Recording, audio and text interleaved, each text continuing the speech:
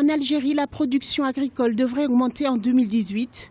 C'est ce qu'a annoncé le ministre de l'Agriculture, du Développement rural et de la Pêche, Abdelkader Bouazgui, dimanche à Alger. La production des céréales affichera 53 millions de quintaux en 2018 contre 34 millions actuellement.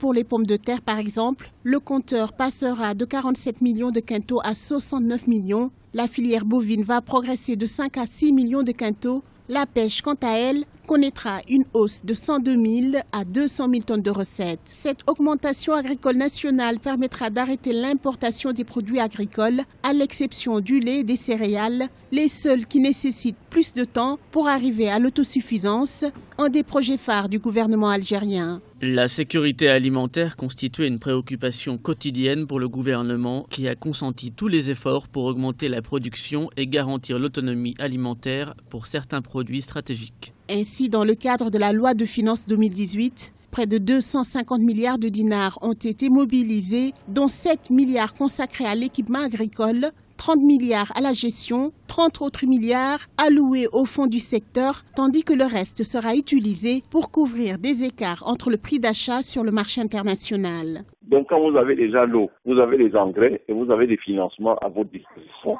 Et bien plus, l'Algérie a sa monnaie qui s'appelle le dinar, je ne vous apprends rien. L'Algérie est dans le top 5 des pays les plus vastes d'Afrique, plus d'1 million de kilomètres carrés. Vous avez des populations laborieuses, vous avez également les engrais avec vous, vous avez tout le package nécessaire pour pouvoir faire de votre agriculture un modèle au niveau mondial. À noter que la production agricole actuelle couvre 70% des besoins du marché local. Une hausse de la production agricole dans le pays en 2018 favorisera le développement des activités relatives à la transformation, le stockage, mais aussi facilitera le renforcement des systèmes de distribution.